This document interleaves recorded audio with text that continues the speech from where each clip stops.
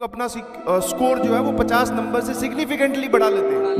Minimum 50 marks. अभी भी हम जंग के मैदान में हैं। We still have time. अभी भी टाइम है। जो लोग लग रहे हैं ना कि फर्स्ट अटेम्प्ट बर्बाद, अब क्या होगा? ये जो 3-4 महीने हैं that is going to decide your 4 years। इसके बाद के 4 साल आपके डिसाइड करेंगे। ठीक है, जिन बच्चों को अभी गिल्ट हो रहा है प्लीज आप मेहनत करिए कि अगले 4 साल गिल्ट ना हो। समझ रहे हो मैं क्या बोल रहा हूं? ये 4 साल डिसाइड करेंगे आपके। उसके बाद की आपकी जो लाइफ है ना, जरूरी नहीं है कि एक अच्छे कॉलेज वाला बच्चा ही अच्छा निकलेगा, ये कोई गारंटी नहीं होती भाई। ठीक है, लेकिन यस यहां के मार्क्स आपके 4 साल डिसाइड करेंगे।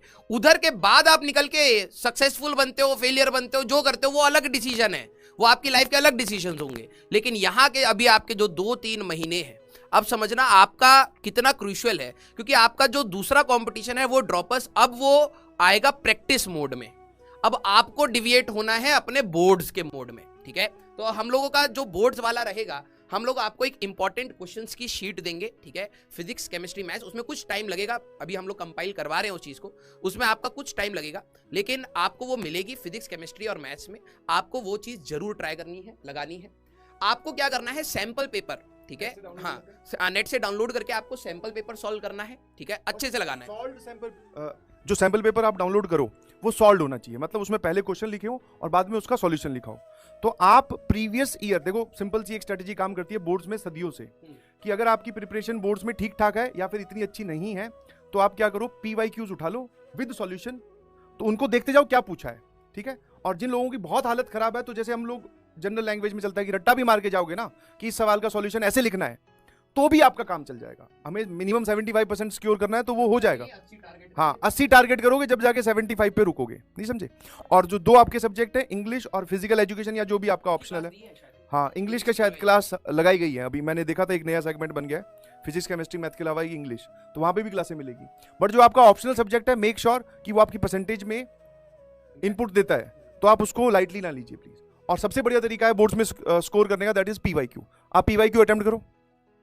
अपने 5 साल के बेटा प्रीवियस ईयर्स को आपको सॉल्व करना है। ठीक है, और जो इस साल का सैंपल पेपर आया है वो आपको बेसिकली सॉल्व करना है। अगर आपको चाहिए कि सर हम नेट से डाउनलोड नहीं कर सकते, तो हम ये भी करवा देंगे, हम सैंपल पेपर ऐप में डलवा देंगे डाउनलोड करवा के, आपके लिए वो भी आराम रहेगा। ठीक है, तो आपको 5 years के प्रीवियस पेपर डिस्कस करने हैं। अगर टाइम मिलेगा तो मैं एक पेपर आपके साथ पिछले साल का कैसे लिखना है, अब देखो मैटर क्या होता है ना, अभी तक आपको स्टेप्स मिस करना, कम से कम स्टेप्स में करना या क्वेश्चंस लगाने की हम लोगों ने आदत डलवाई।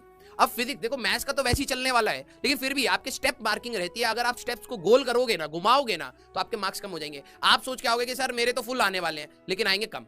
ठीक है, और आपको पता नहीं चलेगा। तो एक पेपर मैं आपका पर्सनली डिस्कस करूंगा आपके साथ कि भाई अगर मैं एज अ स्टूडेंट होता तो मैं किस प्रकार से डायग्राम बनाता, कहां डायग्राम बनाता, कितना बड़ा डायग्राम बनाता, लिखना कैसे स्टार्ट करता, फॉर्मूला कैसे डिराइव करता, आंसर की मार्किंग कैसे करता। ये सारी चीजें अब आपकी स्ट्रेटेजी चेंज होनी चाहिए बोर्ड्स के लिए। तो आपका टारगेट ये होना चाहिए कि फिजिक्स में मैंने आपको सारे टॉपिक्स इंपॉर्टेंट दिए थे, आंख बंद करके सारी डेरिवेशंस आपको लिखनी है, सारे डेफिनेशंस आपको लिखने हैं, सारे फॉर्मूले आपको याद होने चाहिए, यूनिट्स एंड डायमेंशन सारी क्लियर होनी चाहिए, ग्राफ क्लियर होने चाहिए, राइट? तो इसके बारे में भी हम लोग, मैं पर्सनली आपका एक पेपर डिस्कस करूंगा। ठीक है, एक पेपर हम लोग डिस्कस कर देंगे, बस उसमें ये बता देंगे ये ऐसे ऐसे लिखना है, क्योंकि प्रेजेंटेशन मैटर करेगी बोर्ड में। अब आपने गंदी राइटिंग में, भाई देखो गंदी राइटिंग में इधर उधर कटिंग कर दी, ये कर दिया वो कर दिया, कटिंग करने का भी तरीका है बोर्ड्स में। ये नहीं कि लगे पड़े हैं उसको कट करने में, पेपर फाड़ दिया, नहीं, एक सिंपल सा कट और रिपीट अगर आपको लिखना है तो नेक्स्ट 2 लाइन लिख के आप अपना स्टार्ट कर सकते हैं। तो वो सारी चीजें हम आपको बताएंगे, जिससे आपका टारगेट, भाई देखो रंग बिरंगी चीजें कभी भी आ सकती है। सर तो 75 बोल रहे, मैं तो 80 से ऊपर ही कहता हूं कि आपका टारगेट 80 से ऊपर का ही होना चाहिए। कल कोई भरोसा नहीं भाई कि तुम ड्रॉप ले रहे हो, हाँ कल तुम ड्रॉप ले रहे हो, नई गाइडलाइन आ गई, 80% से नीचे होएगा ही नहीं, एडवांस फंस जाओगे। तो 80 से नीचे नहीं, हमारा ये टारगेट है, 80 से नीचे नहीं। इसमें अभी हम आपको और मदद करेंगे। सर वो प्रैक्टिस सेशन जो आप लेने वाले थे वो तो आपने नहीं लिया, हमारी तो बोर्ड की प्रिपरेशन रहेगी। तो ये जो इंपॉर्टेंट शीट है मैं पहले ही बता देता हूँ कहाँ से बनेगी। हम कुछ नहीं करेंगे, नेट से 10 सालों के पेपर डाउनलोड करेंगे। ठीक है, उनके सवाल एक DTP को बोलेंगे छाप दे। This is the important sheet. कोई सवाल मैं नहीं लिखने वाला हूँ, ना सर लिखने वाले हैं, ये करने वाले, नहीं समझे? तो what I am trying to convey is, आपको किसी भी मूवमेंट पे रुकना नहीं है। अब आप फिर वेट करो कि 5 दिन हो गए सर वो इंपॉर्टेंट शीट तो नहीं आई, हमारे तो 5 दिन चले गए, जबकि 5 दिन में आप फिजिक्स के PYQ या मैथ्स के PYQ 50% 60% कंप्लीट कर सकते हो। अगर आपने वो काम खुद, तो खुद की जिम्मेवारी खुद लो, सब कुछ मिलेगा, समझ में आया? बट हाँ, PYQs पे जरूर फोकस कीजिएगा। ठीक है, बेटा यही चीज जो आप बोर्ड्स के लिए अच्छे से तैयार करेंगे ना, जो छोटी छोटी चीजें हैं वो CUET के एग्जाम में आपको मदद करेंगी। वहां पे जेई मेंस का, अगर आप, मैं फिजिक्स की बात कर रहा हूँ, फिजिक्स का अगर आपने जेई मेंस का लेवल देख लिया ना, तो CUET का भी उससे बराबर या उससे नीचे ही मिलेगा। अगर कई बच्चे कह रहे हैं कि फिजिक्स का पेपर आसान था, तो CUET का भी आपको उसी स्टैंडर्ड का ही मिलेगा, उससे और नीचे कुछ नहीं करा जा सकता, ठीक है, लेकिन उसी स्टैंडर्ड का ही मिलेगा। तो आप प्लीज अपने दूसरे एग्जाम, जो कुछ बच्चे, जिसमें जो बच्चों का CUET का देने का टारगेट होगा, उनको भी मदद मिलेगी। तो आप प्लीज पहले स्टेप को बहुत अच्छे से करिएगा, ठीक है। Next is JEE mains. JEE main second attempt जो है आपका 6 अप्रैल से लेके 12 अप्रैल तक है। मैं आपके अराउंड मेरे ख्याल से बोर्ड्स 15 मार्च तक खत्म हो जाएंगे। अभी आपको फोकस करना है जो चीजें आपके पास है उन पर।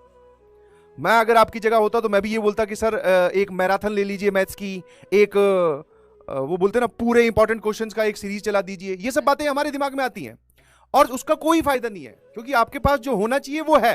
ये तो मैं जब से बोल रहा हूं, रियलाइज, मैं क्या बोल रहा हूं, क्या रियलाइज करवाना है आपको कि हम बहुत अच्छे मास्टर हैं, ये थोड़ी रियलाइज करवाने आए।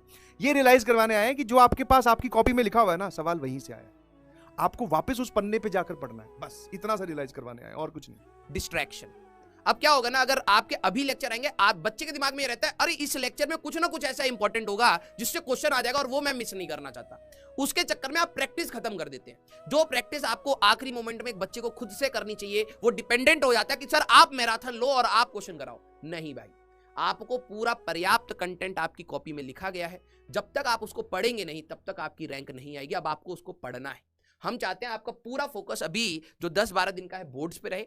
जो आपके फिजिक्स में जैसे थर्मो, SHM एंड वेव्स रह गया था, मेजॉरिटी मैंने पूरा करा दिया था और अच्छे से ही कराया है। इंस्ट्रूमेंट वाला पार्ट पहले करा दिया था कि मेरे को लग रहा था क्वेश्चन आएगा। तो अब जो ये वाले चैप्टर हैं आपको लास्ट में मिल जाएंगे।